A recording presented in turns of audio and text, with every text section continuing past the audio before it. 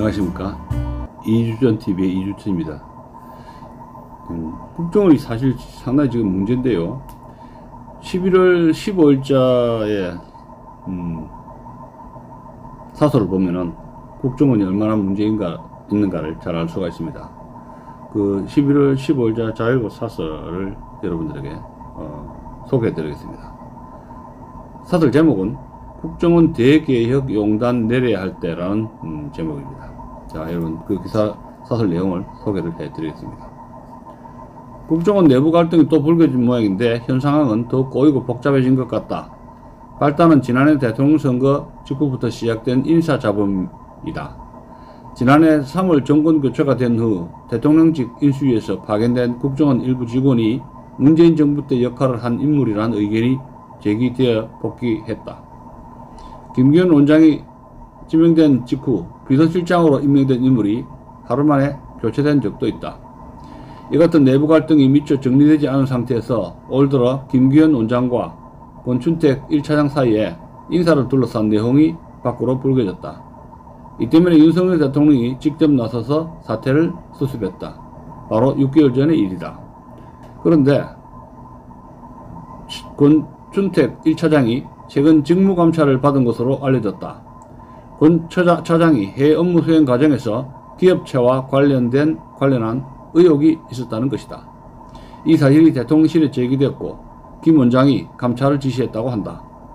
대통령이 직접 나서 갈등을 봉합했지만 6개월 전 내용이 완전히 정리되지 않은 것이다. 6개월 전 윤 대통령은 김 원장이 올린 인사안을 반려한 적이 있다. 이런 사실이 언론에 알려지면서 일부 1급 간부가 면직이 되었다. 당시 원장이 옷을 벗어야 할 사유였지만 윤 대통령은 김 원장을 재신임하면서 국가안보와 국민안전을 위해 헌신하라고 당부를 했다. 그럼에도 원장을 비롯한 고위 간부들이 사태를 깔끔하게 정리하지 못하고 여기까지 온 것이다. 정보기관에는 불변의 원칙이 있다. 상대는 나를 전혀 몰라야 하고 나는 상대를 죄다 알아야 한다는 것이다. 얼마 전 세계 최고 수준의 이스라엘 모사드가 촌놈 집단에 불과한 하마스에게 당한 배경도 크게 보면 이 원칙에 충실하지 않았기 때문이다. 하물며 국정원 내부의 인사 잡음까지 외부에 알려지는 상황은 도무지 용납하기 어렵다.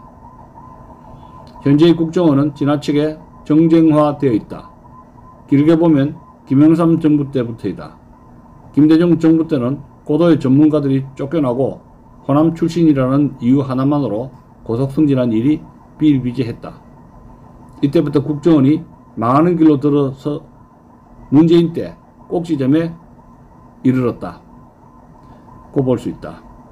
지금은 용단을 내릴 시기이다.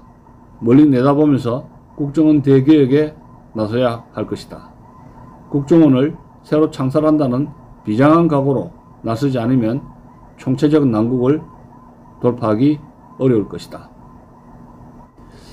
자, 이제 국정원이 참 보통 문제가 아닙니다. 문제가 해결이 안 되고 기능이 거의 마비된 상태인데 국정원 쇄신이 언제 될지 참 걱정입니다. 그저께죠. 어제입니다. 월요일날 자유일보 사설에 국정원 비전 설계 후 새 원장 뽑아야 한다는 국정원 관련 자유일보 사설에 대해서 소개를 하겠습니다. 국정원은 감사원과 함께 대통령 직속 행정기구이다. 헌법상 대통령 중심제하에서 내각을 견제하며 중심을 잡는 역할을 한다. 대통령의 직무 수행 중 가장 중요한 부서라는 의미이다. 윤석열 대통령이 국정원에 대한 실망이 큰 것 같다. 대통령실은 26일 김규현 국정원장과 권춘택 1차장, 김수현 2차장 사표를 수리했다. 사실상 경질이다. 신임 1차장에 홍장원 전 영국공사가 임명되어 당분간 원장 직무 대행을 맡게 되었다. 2차장에는 황원진 전 북한 정보국장이 임명되었다. 이들은 새 원장이 올 때까지 잠시 직무를 대행할 뿐이다. 김규현 원장과 권춘택 제1차장 경질 배경은 언론을 통해 이미 알려져 있다. 요약하면 국정원 내부 갈등이 인사로 표출되었기 때문이다. 하지만 이는 곁으로 드러난 현상에 불과하다. 본질이 아니다. 결정적 오류는 지난해 3월 9일 정권 교체 후 국정원에 대한 비전이 제대로 제시되지 못했기 때문이다. 전문가들이 머리를 맞대고 국정원의 중장기 비전 설계부터 완성한 다음 그 설계도에 맞게 인재를 선발했어야 옳았었다. 하지만 국정원 비전 설계도도 없었고 언론과 국민을 설득하는 공론화 작업도 없었다. 이것이 지난 1년 6개월간 국정원 내부 갈등의 근본 배경이다. 국정원은 골마 터진 지 이미 오래되었다. 김영삼 정부 때부터 정보기관에 발을 들여놓지 말았어야 할 정치꾼들과 그 사수인들이 줄줄이 입사했다.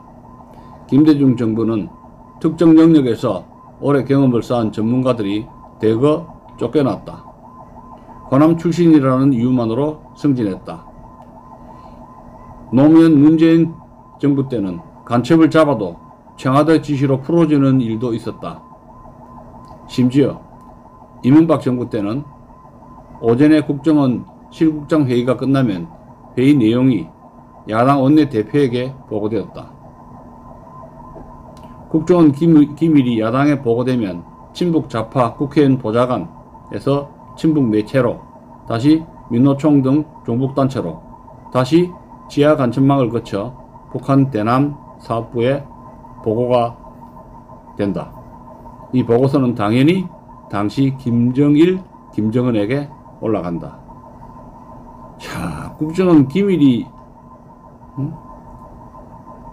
그 회의 내용이 어떻게 진행되느냐? 국정원 기밀이 이명박 정부 때 오전에 국정원 실국장 회의가 끝나면 회의 내용이 야당 원내대표에게 보고되고, 야당에 보고되면 국회의원, 친북 좌파 국회의원 보좌관에게 넘겨지고, 또 그 다음에 친북 매체로, 그 다음에는 민노총 등 종북단체로 넘겨지고, 최종적으로는 지하간첩망을 거쳐서 북한의 대남 사업부에 보고가 된다. 그럼 당연히 김정일, 김정은에게 올라갈 수밖에 없죠. 그것이 바로 이명박 정부 시절의 국정원의 실태였다는 겁니다. 참 기가 찹니다. 국정원은 이미 20년 넘게 정치꾼을 종북단체, 북한 대남 사업부 등에 발목이 잡혀 있었다. 정보기관으로서의 기능, 대통령 직속기구로서의 기능을 이미 상실한 지 오래되었다는 이야기다. 국정원이 정보기관으로 온전히 역할을 하려면 이 사슬에서 완전히 벗어나야 한다. 먼저 국정원의 비전 설계부터 한 뒤에 새 국정원 원장을 앉혀야 할 것이다.